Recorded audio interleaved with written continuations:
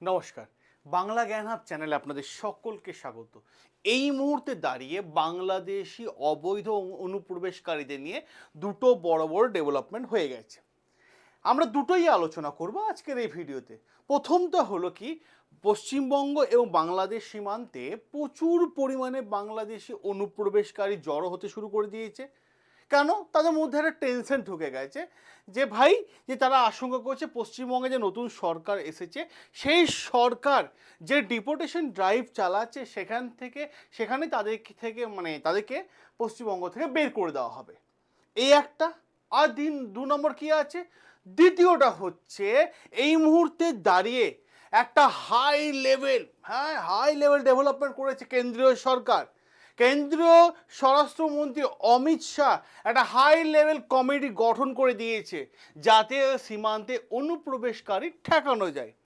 তো আজকের এই ভিডিওতে আমরা আলোচনা করব আপনাদের সামনে এবং ডিটেলসে বুঝিয়ে বলবো যে কেন এটা এত গুরুত্বপূর্ণ, কি ঘটেছে ভারত বাংলাদেশ সীমান্তে, সরকার কি কি প্ল্যান নিয়েছে এবং পরিষ্কারভাবে ভবিষ্যতে এর প্রভাব কি পড়বে, আমরা সমস্ত বিষয় একসাথে আপনাদের সামনে তুলে ধরবো। তার আগে আমি আপনাদের আরেকটা কথা গুরুত্বপূর্ণ বলে দিই, যারা এই ভিডিওটা দেখছেন আপনাদের উদ্দেশ্যে আমি বলি, যা আপনারা জানেন যে এই চ্যানেল আর্টিকেল ছাড়া আমরা কোনো কথা বলি না। আর্টিকেল থাকবে আমরা আলোচনা করব, আর্টিকেল থাকবে না আলোচনা করব না, যেখানে আমরা প্রত্যেকটা বিষয় যুক্তি লজিক দিয়ে আমি আপনাদের সামনে পরিবেশন করে থাকি। এবার চলুন আমরা মেন বিষয়বস্তুর মধ্যে যাই। অ্যাকচুয়ালি ঘটনাটা কি ঘটেছে, বর্তমান সময় একটা রিপোর্ট সামনে এসেছে। এই রিপোর্টটা সামনে এসেছে, রিপোর্টে কি বলা হচ্ছে, সেখানে পরিষ্কারভাবে বলে দেওয়া হচ্ছে পশ্চিমবঙ্গে প্রশাসন অবৈধ, শব্দটা মাথায় রাখবার চেষ্টা করুন, অবৈধ বাংলাদেশি অনুপ্রবেশকারীদের বিরুদ্ধে একটা বড় অভিযান চালানোর জোরদার প্রস্তুতি নিয়ে শুরু করে দিয়েছে। ব্যাস হয়ে গেল খেলা ওদের। অর্থাৎ কি বলছে, যারা পশ্চিমবঙ্গে অবৈধভাবে বসবাস করছে তাদেরকে চিহ্নিতকরণ করো এবং চিহ্নিতকরণ করে বাংলাদেশে তাদেরকে ফেরত পাঠানোর একটা প্রস্তুতিও কিন্তু পশ্চিমবঙ্গ সরকার চালু করে দিয়েছে। আর এই কারণে বাংলাদেশ সীমান্তে প্রচুর সংখ্যক অনুপ্রবেশকারী জড়ো হচ্ছে। কারণ আপনারা জানেন যে ভারত বাংলাদেশ সীমান্তই দেখা যায়, আমি আপনাদের দেখাই এখানে একটা ম্যাপের মাধ্যমে। দেখুন, এটা হচ্ছে আমাদের পশ্চিমবঙ্গের ম্যাপ। এই পশ্চিমবঙ্গের ম্যাপে যদি আপনারা খুব ভালোভাবে লক্ষ্য করেন, ভারত এবং বাংলাদেশ টোটাল কত কিলোমিটার বাংলাদেশের সাথে বর্ডার শেয়ার হচ্ছে, টোটাল বর্ডার শেয়ার হয় প্রায় 4000 কিলোমিটার, একটু বেশি।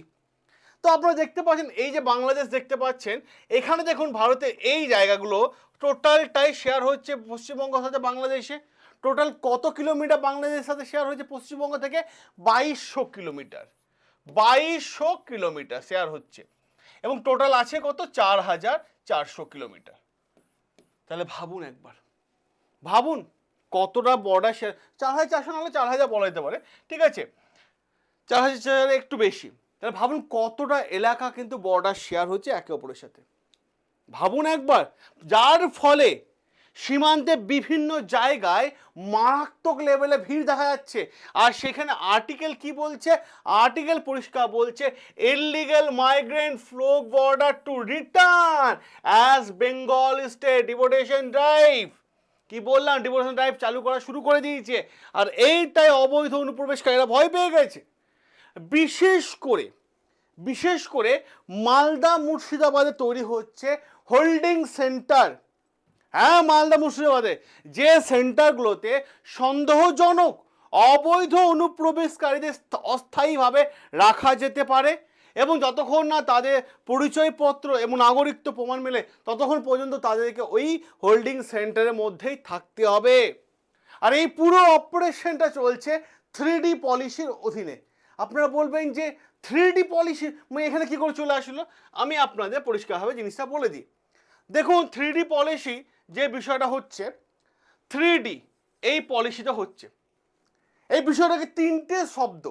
প্রথম 3D মানে তিনটে ডি, ঠিক আছে। প্রথম ডি হচ্ছে যে গুরুত্বপূর্ণ জায়গা, ডিটেক্ট।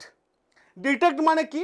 অবৈধ অনুপ্রবেশকারী যারা রয়েছে তাদেরকে শনাক্তকরণ করো, চিহ্নিতকরণ করো। তা প্রথম ডি ডিটেক্ট, ঠিক আছে।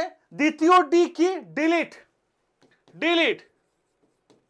ডিলিট মানে কি? সরকারি ডেটাবেস থেকে তাদের নাম মুছে ফেলতে হবে যারা ভারতীয় নাগরিক নয়। তৃতীয় হচ্ছে কি ডিপোর্ট। ডিপোর্ট এটার মানে কি হচ্ছে, যাচাই করে এদেরকে বাংলাদেশ পাঠিয়ে দাও, ভেরিফাই করে বাংলাদেশ পাঠিয়ে দাও। কিন্তু এখন প্রশ্ন হচ্ছে এত কিছু হঠাৎ কেন হচ্ছে, এটা আপনাদের মাথা প্রশ্ন। এই প্রশ্নের উত্তরটাও আমি যুক্তি সহকারে আমি আপনাদের সামনে জানিয়ে দিই। দেখুন, এর সবচেয়ে বড় কারণ হলে বলা হচ্ছে, অনেকে দাবি করছে রাজনৈতিকগত কারণ ও কড়া এনফোর্সমেন্ট। কারণ পশ্চিমবঙ্গে দীর্ঘদিন ধরে অনুপ্রবেশকারী একটা ইস্যু চলছিল, যেখান থেকে বারবার কেন্দ্রীয় সরকার নানান রকম রিপোর্ট দিয়েছিল আগের গভর্নমেন্টকে, পশ্চিমবঙ্গে যে আগের গভর্নমেন্ট ছিল টিএমসি গভর্নমেন্ট, কিন্তু সেখানে কোনো হেলদোল নেওয়া হয়নি। বর্তমান সময়ে যখন সরকার পরিবর্তন হলো, এবার কিন্তু ডায়েট অ্যাকশন শুরু, ডায়েট খেলা শুরু। কারণ নির্বাচনের সময় যদি দেখেন, এইটা কিন্তু বিজেপির প্রচারে একটা মেন ইস্যু ছিল, দাবি ছিল যে পশ্চিমবঙ্গে অনুপ্রবেশকারী বেড়ে গেছে, ফেক ডকুমেন্ট প্রচুর তৈরি হচ্ছে, ডেমোগ্রাফিক্স চেঞ্জ হয়ে যাচ্ছে। আর এই সরকার গঠনের পরই কিন্তু নেওয়া হয়েছে বড় পদক্ষেপ, যার জন্য বহু সংখ্যক মানুষ বর্ডার এলাকায় মিশে যাচ্ছে। কারণটা কি, জাতীয় নিরাপত্তা একটা বড় ইস্যু হয়ে যাচ্ছে না। কারণ সরকার ও নিরাপত্তা মানে সংস্থাগুলোর মতে অবৈধ অনুপ্রবেশকারীদের কারণে তৈরি হচ্ছে নানান প্রকার জাল জাল নথি, মানব পাচার থেকে শুরু করে চোরাচালান, নিরাপত্তা ঝুঁকি প্রায় বেড়েই যাচ্ছিল। যার ফলে আমরা দেখতে পেয়েছিলাম ভারতের পূর্ব সীমান্তে বহুদিন ধরে নানান ধরনের অ্যাক্টিভিটি ঘটনা ঘটছিল, তার রিপোর্ট আসছিল। তার জন্য সরকারের, কেন্দ্রীয় সরকার বড় অ্যাকশন, এবং সাথে সাথে আমাদের পশ্চিমবঙ্গ সরকারও বড় অ্যাকশন শুরু হয়ে গেছে। আর এই অবৈধ অনুপ্রবেশকারী এরা কেন ভারতে আসলো, কেন ভারতে দখল করার প্ল্যান করছিল, কেন ভারতে স্থায়ীভাবে থেকে যাচ্ছিল, সেটাও আমি আপনাদের বলেছি। কারণ এইটা বুঝতে গেলে আপনাদের সবার প্রথমে ইতিহাসটা জানতে হবে। ইতিহাস জানতে গেলে আপনাদের সবার প্রথমে আমি আপনাদের বলি যে ইতিহাস গুরুত্বপূর্ণ কেন এখানে। দেখুন, 1947 সাল কি হয়েছে? 1947 সালে দেশভাগ হয়েছে, আপনারা জানেন খুব ভালোভাবে। ব্রিটিশ চলে গেল, ভারত স্বাধীন হয়ে গেল। এই দেশ বিভাগের সময় পূর্ববঙ্গ অর্থাৎ যাকে বলে বাংলাদেশ থেকে বহু হিন্দু ভারতে চলে আসে, অন্যদিকে বহু মুসলিম পূর্ব পাকিস্তানে চলে যায়। হ্যাঁ, পুরো পাকিস্তান চলে যায়, কিন্তু মাইগ্রেশন পুরোপুরি বন্ধ হয়নি। পুরোপুরি মাইগ্রেট বন্ধ হয়নি, এই জায়গাটা গুরুত্বপূর্ণ। পুরোপুরি বন্ধ হয়নি। কিন্তু 1970 সালে যদি আপনারা দেখেন, বা 1970 আগে, মানে আমি যদি আবার একটা ঘটনা বলি, 70 থেকেও 71, যাকে বাংলাদেশে মানে মুক্তিযুদ্ধের সময় প্রায় 1 কোটি মানুষ ভারতে চলে আসে, বিশেষ করে পশ্চিমবঙ্গ, আসাম, ত্রিপুরা এই অঞ্চলগুলোতে বসতি স্থাপন করতে শুরু করে দেয়। এবং যুদ্ধের পর অনেকে বাংলাদেশ ফেরত গেলেও অনেকে আবার ভারতের মধ্যেই থেকে যায়। এর ফলে যদি দেখেন আপনারা 1979 সাল আরও একটা গুরুত্বপূর্ণ জায়গা। কেন বলছি এই 71-এর পর 79 সাল কেন গুরুত্বপূর্ণ, তার পেছনে গুরুত্বপূর্ণ ঘটনা আছে।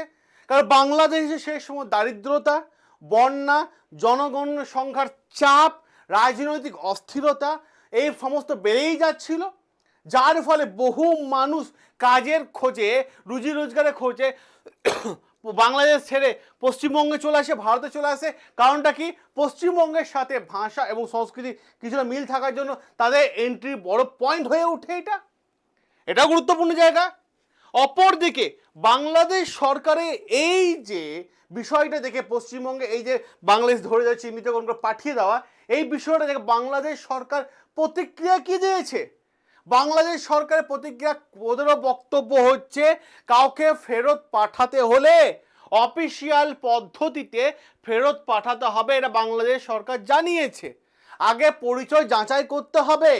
কারণ বাংলাদেশের আশঙ্কা কি, ভারত আনুষ্ঠানিকভাবে পুশব্যাক করছে। ভাই, ভারত পুশব্যাক করছে কারণটা কি, তোমরা এসে ভারতের মধ্যে গোপনে রাতের অন্ধকারে এসে ভারতের মধ্যে থেকে যাচ্ছ, যার ফলে স্থানীয় ছেলেমেয়েরা, আমরা যারা আছি, কর্মসংস্থান আমাদের সমস্যা হচ্ছে, তোমরা দখল করে নিচ্ছ। আর আজকে তোমাদের দেশের লোককে নিতে তোমরা অস্বীকার করছো। হ্যাঁ, এটা তো বড় কারণ। আইন কি বলছে এখানে দেখুন, ইন্টারন্যাশনাল ল কি বলছে, লয়ের গুরুত্বপূর্ণ জায়গা। আইন কি বলছে? আইন পরিষ্কারভাবে বলে দিচ্ছে, দেখুন, ফরেন অ্যাক্ট 1946 যেখানে পরিষ্কারভাবে এই আইনে উল্লেখ করা দেওয়া আছে, এই আইনের মাধ্যমে সরকার কাউকে বিদেশি ঘোষণা করতেই পারে। যদি কেউ বৈধ নাগরিকত্ব প্রমাণ না দিতে পারে তাকে কি করা যেতে পারে, ডিটেনশন বা ডিপোর্ট করা সম্ভব সরকারের পক্ষে, সেইটাই এই আইনে উল্লেখ করে দেওয়া আছে। অপরদিকে আরো একটা আইন আমি বলি যে আপনাদের সিটিজেন অ্যামেন্ডমেন্ট অ্যাক্ট, এই আইনটাও গুরুত্বপূর্ণ। সিএ যাকে বলা হয়ে থাকে, সিএ অনুযায়ী বাংলাদেশি, পাকিস্তানি এবং আফগানিস্তান থেকে আসা সংখ্যালঘুদের নাগরিকত্ব পদ পাওয়া অত্যন্ত সহজ ভারতে, কিন্তু মুসলিমদের ক্ষেত্রে সেই বিষয়টা অন্তর্ভুক্ত করা হয়নি। আর এই কারণে বিষয়টা নিয়ে আরও একটু রাজনৈতিক তর্ক বিতর্ক বিষয় চলে আসছে, আমরা ওইদিকে যাব না। প্রশ্ন এইখানে রাজনৈতিক লড়াই কিন্তু দেখা যাচ্ছে, কারণ বিজেপি পার্টির একটা অবস্থান, কড়া অবস্থান দেখা যাচ্ছে। বিষয়টা কি, অবৈধ অনুপ্রবেশকারী তাই জাতীয় নিরাপত্তার জন্য হুমকি, একদম বিজেপি দাবি করছে সঠিক একদম। অপরদিকে দেশের ডেমোগ্রাফি চেঞ্জ হয়ে যাচ্ছে এই যে অবৈধ অনুপ্রবেশকারীদের জন্য। অপরদিকে আরও একটা গুরুত্বপূর্ণ পয়েন্ট, সেই গুরুত্বপূর্ণ পয়েন্ট কি, ওয়েলফেয়ার সিস্টেমের ওপর চাপ বাড়ছে।